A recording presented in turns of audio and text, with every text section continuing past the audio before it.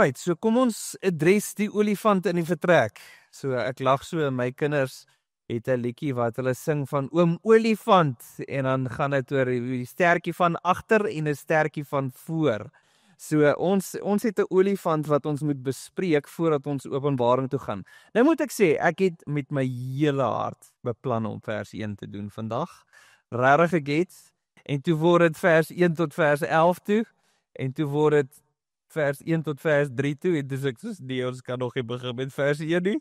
So vir wat dit werd is, ons hanteer eers die enetjie, en ek gaan vir Carlien vra om die eerste slide vir ons op te sit. En hierdie gaan oor ons gesels bietjie oor die wegraping en oor die wederkoms. Nou, hoekom ek sê ons moet hierdie hanteer is, want grootendeels word die wegraping nie regtig waar geadresseer in die boek Openbaring nie. En so daar is twee spesifieke views, twee standpunte rondom dit. Nou ek noem dit hierso wegraping en wederkoms, bloot net om dit makliker te maak. As ons praat van wegraping, ek dink die ouens wat wegraping glo ook in die wederkoms. Dis 'n beter term sal wees die twee fase wederkoms is amper half wat die wegraping dan definieer, waar die wederkoms dit as een stap doen. So daar's mense wat wegraping glo en dan is daar mense wat net glo aan Jesus kom een keer terug. Nou as ons praat oor die wegraping, weet ek nou, onthou ons het laas gesê, daar's 4 verskillende views binne in dit. So wanneer gaan ek weggeraap word? Gaan ek weggeraap word voor die verdrukking, in die middel van die verdrukking, voor die finale oordeel van die verdrukking of na die oordeel van die verdrukking? So ons gaan nie nou oor daai hanteer nie. Grootendeels wil ek hê ons gaan hierdie twee views langs mekaar sit en ons gaan grootendeels vir ons vra, maar wat glo die ouens as hulle praat van die wegraping? En wat glo die ouens as hulle sê hulle praat van Jesus wat net een keer kom of daar is nie 'n wegraping nie? Dis eintlik wat ek vandag wel wil bespreek. En grootendeels soos ek sê, as ek en jy kyk na Openbaring, Openbaring is 'n kronologiese boek wat vir jou amper half begin met Johannes wat skryf oor die kerke wat fisies bestaan het. En hy vat ons reg deur Openbaring tot wanneer God 'n nuwe hemel en 'n nuwe aarde skep. So dis kronologies volg hy. En so as jy iemand is wat groot aanhanger is van die wegraping, dan gaan jy nou vir my sê, Jean, hoorie, ons is nou deur die hele boek, waar het ons nou gepraat, wanneer word ons weggeraap? En dan gaan ek vir jou sê, ek gaan nie pertinent dit hanteer in Openbaring nie, en as gevolg daarvan moet ons dit nou bespreek, dat ons daarmee gaan kry. So daar's die twee views hoofsaaklik. Nou moet ek wel vir julle sê, my kop het in 'n flat spin ingegaan hierdie hele week, om uit te figure waar ek myself posisioneer, so ek gaan julle nou vertel wat my opinie is. Maar binne in hierdie is daar ongelooflike slim mense wat vir baie jare met die skrif worstel. En een helfte sit aan die een kant en die ander helfte sit aan die ander kant van hierdie gesprek. En dit is moeilik vir my om dan te kan sê, maar hoe hanteer ons hierdie goeters? En ek kan nou, as ek nou vir julle terugverwys, ek gebruik ongelooflik baie verskillende mense se opinies, verskillende bronne wat ek op 'n tydjie oplees, en ensovoorts, om net te gaan probeer sin maak. Ek dink ek het al vir te veel keer in my lewe in 'n flat spin ingekom, en ek dink ek vind rus daarin by ander mense wat 'n journey gestap het met hierdie goeters, en dan op 'n konklusie gekom het. En so ouens wat glo in die wegraping, vas oortuig is daarvan. John MacArthur, Skip Heitzig, Gary Hamrick, 3 van die ouens wat uit die 30 uit wat ek vinnig opnoem, maar hierdie ouens is uitverkoop aan die wegraping. Nou, as ek en jy gaan gesels oor die wegraping se idee is relatief jonk. Dis nie 'n baie ou prentjie wat nou al geskets is en van die begin af is wegraping 'n ding vir die mense nie. Wegraping het eintlik maar sy oorsprong of ontvang by John Darby, is 'n ou wat in 1830 die konsep uitgebring het van die wegraping. En toe van hom af, toe is in 1909, toe is hierdie notas van John Darby in 'n Schofield se Reference Bible ingesit, en vanuit dit uit die volgende plek wat hierdie ding regtig waar ontvlam het, is in die 1970s, was daar ou gewees met die naam Hal Lindsey, en hy het 'n boek geskryf, The Late Great Planet Earth. Maar wat vir my eintlik amper half bewus gemaak het van die wegraping, grotendeel vir my ouers en vir my, en ek dink grootendeels dalk vir julle kinders of vir julle of wat ook al, is die Left Behind series. So ek weet nie wie van julle kan daai onthou nie, maar die Left Behind boeke en movies wat daarmee uitgekom het grootendeels, ek dink die perspektief van die wegraping amper half gesement in ons manier van dink. En as ons nou gaan gesels oor verse wat gebruik hier uit, moet ek net eers definieer wat se verse gebruik ons. So wanneer die ouens die wegraping gebruik, dan praat ons nou van hierdie ouens sê hierdie verse neig vir ons asof die wegraping moontlik kan plaasvind. Dan gaan ek praat van die ouens wat net glo in die wederkoms, die eenmalige koms van Jesus, en die verse wat spesifiek praat oor Jesus kom net een keer. Daar's 'n klomp verse tussenin wat albei gebruik, want almal glo dat Jesus kom weer, selfs in die twee fases. Dis nie dat jy nou in die wegraping nie meer glo in die wederkoms van Jesus nie. So al die verse van die wederkoms tel vir beide. Hierdie is die hoofsaaklik 3 van elkeen verse wat ons kan gebruik, wat hulle teenoor mekaar staan, en sê ons is reg want hierdie verse, kyk hierdie verse, en dan die ander ouens sê nee, ons is reg want kyk hierdie verse.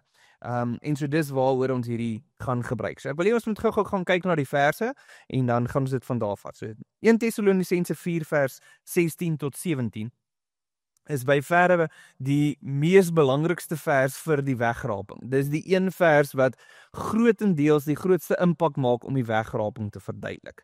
En dit sê vir ons die volgende, en ek lees uit die tweede gedeelte van vers 16. Hy sê, diegene wat in Christus gesterf het, sal eerste opstaan. Nou net geveel konteks gee. Paulus skryf aan die kerk in Tessalonisense, en hierdie ouens het nou al baie gehoor oor Jesus wat weer kom. Maar nou is hulle geworried, want ouma het 'n liefde gehad vir Jesus, maar ouma is dood. Nou gaan Jesus terugkom, wat gebeur nou met ouma, wat nou klaar begrawe is? En nou dis wat hy nou vir hulle skryf hierso. Diegene wat in Christus gesterf het, sal eerste opstaan. Daarna sal ons wat lewe en oorgebly het, saam met hulle in die wolke opgeneem word, om in die lig die Here te ontmoet. So dis die idee, die wegraping, en nou baie mense sê al wegraping is nie in die Bybel nie, en dis waar, die woord Bybel is ook nie in die Bybel nie, maar die konsep van wegraping is hierso gedoen, dit is alles opgeraap, om deel te wees in die hemel.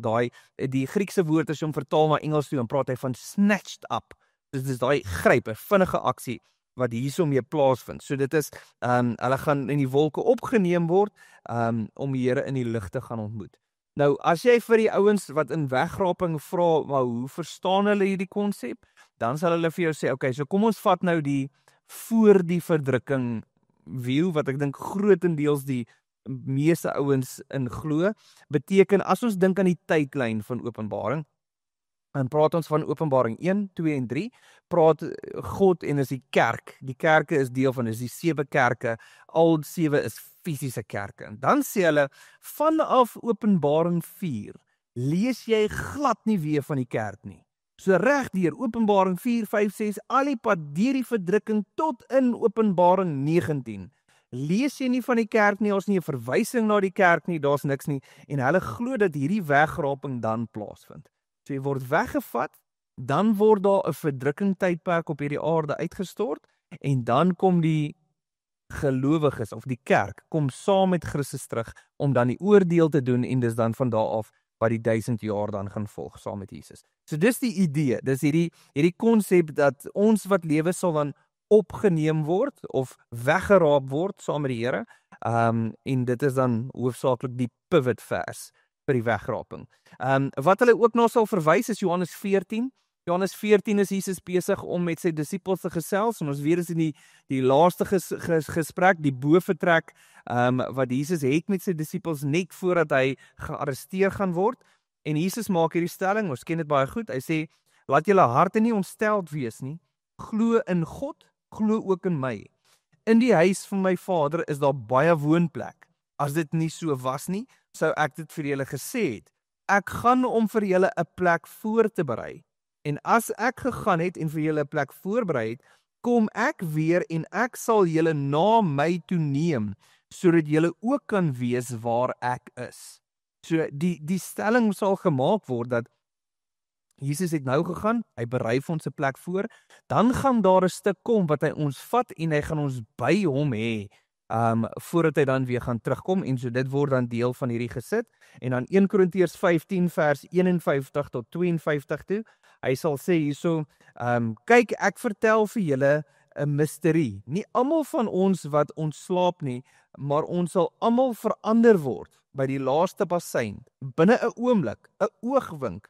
'n Bassein sal weer klink en die dooies sal onverganklik opgewek word en ons sal verander. En as hier praat hulle van in 'n oogwink. Dit gaan gebeur dat dit soos in 'n oomblik hierso gebeur het dat ons is nou skielik was ons hier en skielik is ons nie meer hier nie. So wat ons wel nie raak lees hierso nie, so hulle sal sê, so jy sien nie Jesus in sy koms terugkom nie. Dis in 'n oomblik is ons weg saam met hom en dit gee vir ons dan die voorbeeld van die wegraping. Nou, ek en jy moet verstaan dat onder die wegraping kom daar ook baie keer vreemde leringe uit wat nie so algemeen is wat ek en jy baie van hoor nie. Ek weet nie wie van julle onthou vir Kobus van Rensburg.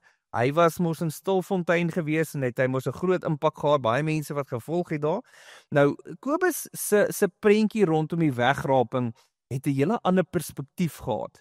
So Matteus 24 grootendeels weet ons praat Jesus oor die laaste tye. Sy disippels vra hom, so wanneer gaan hierdie goeters gebeur?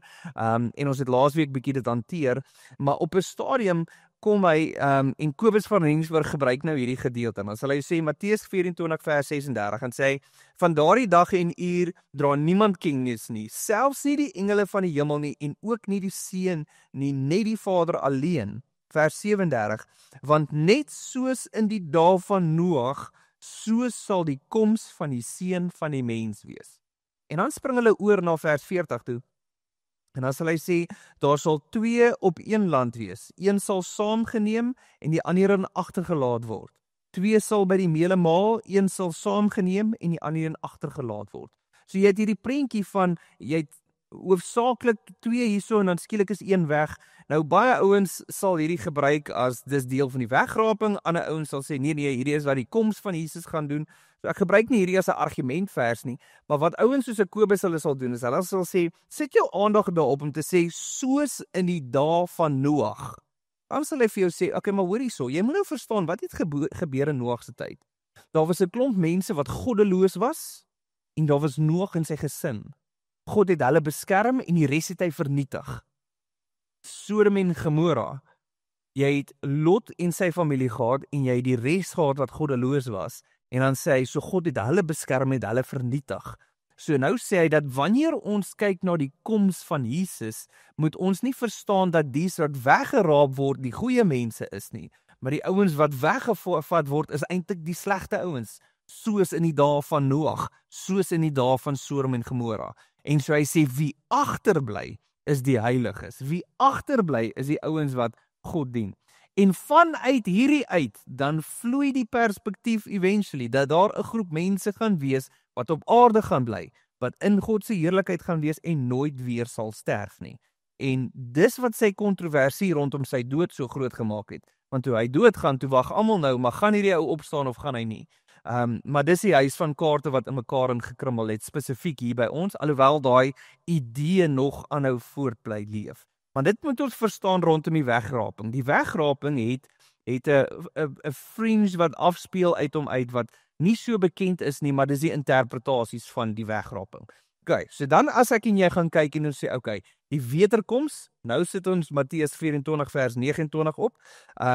Vers 29 kom hierso, en nou moet ek wel sê, ek het nou gesê, daar was ouens gewees wat 'n liefde het vir die wegraping, ouens wat 'n liefde het vir net die eenkoms, Stefan Joubert, John Piper, R.C. Sproul, hierdie ouens, hulle glo dat nee, Jesus kom net een keer terug. En die verse wat hulle sal gebruik onder andere is Matteus 24 vers 29 tot 31 toe.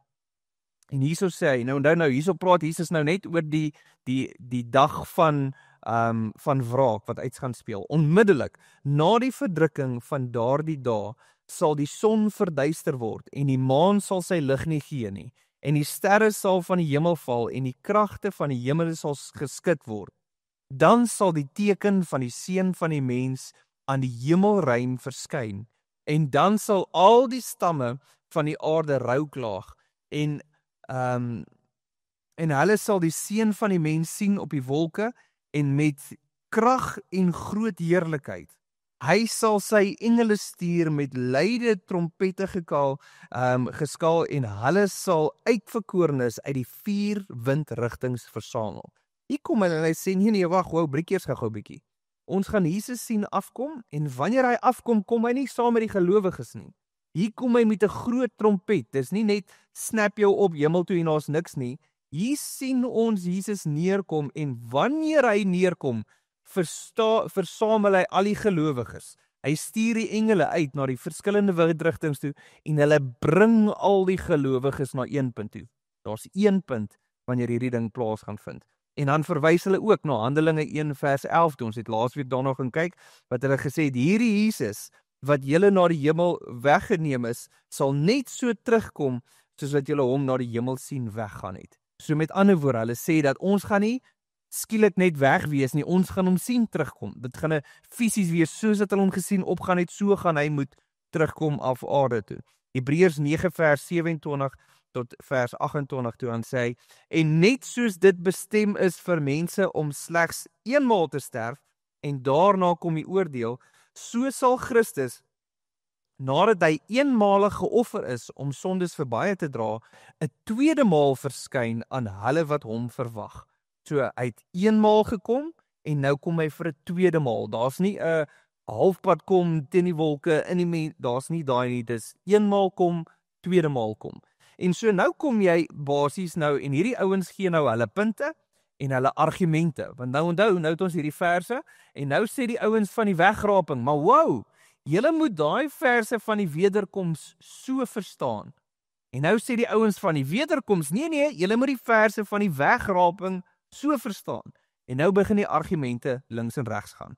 Grotendeels sal ouens verwys na die konteks toe, R.C. Sproul, hy sal sê, hy is nou in die wederkoms, die eenmalige koms, dan sal hy sê, jy moet Paulus verstaan, toe hy 1 Tessalonisense 4 geskryf het. Toe sê, jy moet die hart verstaan oor hoe hy sy kultuur gebruik het as deel van sy skrywe. 'n Voorbeeld daarvan is ek en jy lees aanneem in Paulus se woorde, maar jy kan nie aanneming verstaan soos wat ek en jy het in ons westerse kultuur nie. Jy moet aanneming verstaan vanuit die Romeinse kultuur uit. So met ander woorde, as ek en Romien 'n klein swart kindjie aanneem, en nou is hy aangeneem, nou is almal soos, daai is die kind wat aangeneem is. Dis altyd 'n ge-add by die familie. Waar in die konsep van die Romeine, as jy aangeneem was maak nie saak wat gebeur het nie, daai kind is asof hy gebore uit jou uit was. So intens is daai aanneming. Daar is nie 'n konsep van jy is nou bygesit nie, jy is nog altyd deel van hierdie familie. Dis die konsep van die Romeinse aanneming. En so wanneer Paulus praat van aanneming, neem hy aan sy leser verstaan die konsep. En as hy praat van hierdie gedeelte van 1 Tessalonisense 4, dan praat hy van die weggevat, dan praat hy van in die konsep wat met Romeine gedoen het, is as hulle byvoorbeeld met 'n weermag in 'n stad ingekom het, om triomfantlik daarin te gaan, wat hulle gewoonlik gedoen het, is net voordat hulle ingegaan het, dan roep hulle al die Romeinse inwoners wat in daai stad bly, om uit te kom en deel te vorm van hierdie uittog wat hierso gaan plaasvind. En hy sê, dis wat gaan gebeur, is dat die gelowiges gaan hom volg en deel word, so ons gaan opgewerp word in die wolke, en dan gaan ons saam met hom afkom, om basies, dis eintlik 'n uitkom en dan net weer ingaan in die binnekant. So dis nou die argumente, jy sit nou in hierdie kant, nee, hierdie is hoekom ons hierdie glo, hierdie kant sit ons, nee, dis hoekom ons dit glo, almal gebruik verse, almal sê dat jy interpreteer nie die woord reg nie, ek interpreteer die woord reg, en op die einde van die dag sit ons nou met 'n krisis. Nou word die vraag gevra, Jean, maar wat is jou opinie? Nou kom dit hierso, nou is dit reël. En hier is die groot ding. Hierdie is een van die areas wat ek nie 'n vlag plant nie. Ek voel eerlikwaar tweevoudig. Nommer 1, daar is nie genoeg inligting om die twee van mekaar te skei nie. Ek weet dat die wegraping is meer 'n nuuter ding, en hy kan vinnig populêr word en dit is maklik omdat party mense weggevoer word en dis populêr dat 'n mens daarin kan glo. Waar die ander ene kom al van lang tydperk af en is in die Ou Testament, die dag van die Here kom waaruit hy dan sy mense gaan kom red. Die konsep van die eenmalige koms is 'n baie langer gevolgde manier van dink uit die proses uit. So dis die eerste een, daar's nie vir my genoeg inligting nie. Nommer 2, dis nie vir my so belangrik nie. En as ek vir jou sê, dis nie vir my so belangrik nie, hier is die rede, is dat my verstaan van die wegraping gaan nie bepaal of ek saamgaan of nie saamgaan nie. Of my verstaan van die wegraping gaan nie maak dat dit verander nie. So, as ek verkeerd is, kom ons sê ek glo in die wegraping en ek is verkeerd, dat Jesus kom net een keer terug. Beteken dit dat ek is nie gediskwalifiseer en ek mag nie meer saamgaan nie. Dis nie wat gebeur nie.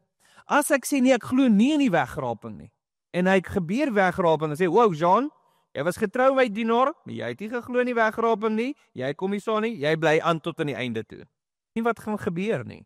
Vir wie kom hy terug? Hy kom terug vir sy gelowiges. Dis wat my en jou kwalifiseer om saam te gaan. So, of ek weet hoe hierdie ding uitspeel of nie, verander dit nie die karakter van God nie. Die feit dat hy terugkom en hy gaan sy bruid saam met hom verenig. Dis wat gaan gebeur. So wat is vir my en vir jou ver meer belangrik as glo ek in 2 stappe of in 1 stap? Die ding wat vir ons meer belangrik is, en ek sit vir julle hierdie slide op, is soteriology. Soteriology is 'n baie fancy woord wat jy kan vergeet, wat gaan oor hoe verstaan ons om gered te word. Nou binne in die verstaan van om gered te word, is daar 8 elemente. As jy sê vandag, ek is gered, ek is kind van God, dan beteken dit daar is 8 verskillende goeders wat jy moet verstaan en weet en uitleef om hierdie konsep te verstaan. En voordat jy worry oor die wegraping, voordat jy worry oor Jesus die 1 of 2 stappe, niks van daai is noodsaaklik genoeg bo hierdie nie. En ek gaan vinnig gaan deur. En die eerste ene is, ek en jy moet verstaan dat jy is uitgekies. In Engels sal hy praat van the doctrine of election, en maak nie saak of jy in die Calvinist kamp val, of jy in die Arminianist kamp val nie, jy gaan glo in election. Dit bepaal nie hoe jy dit sien, dalk in wat ook al kamp jy is, maar dit beteken God het jou uitgekies. Hy ken jou op jou naam en hy het jou uitgekies. Dan die tweede ding wat ons moet verstaan is, dan kry ons iets wat ons noem die reageer op 'n boodskap. Engels is dit the effectual calling. Dit beteken dat iewerste sit ek in 'n gehoor, ek is op 'n vrouekamp, ek is op 'n wat ook al die situasie is, in 'n kerkdiens, by die skool, by my huis, waar ook al, en iemand deel met jou iets oor Jesus. En iets gebeur in jou hart en jy reageer. So die boodskap het gekom en daar's 'n reaksie wat plaasvind. Jy is uitgekies en dan is daar 'n reaksie in jou hart, want jy kan kom ons sê daar's 1000 mense wat hier so sit, kan vir almal die boodskap gee, maar daar is 200 mense wat dit stuur iets in hulle harte. Dis daai reaksie wat plaasvind in hulle hart, die effectual calling. En dan hang af of jy nou 'n Arminianist is of 'n Calvinist is, gaan nommer 3 en 4 dalk mekaar omruil. Dis grootendeels die geveg tussen hulle.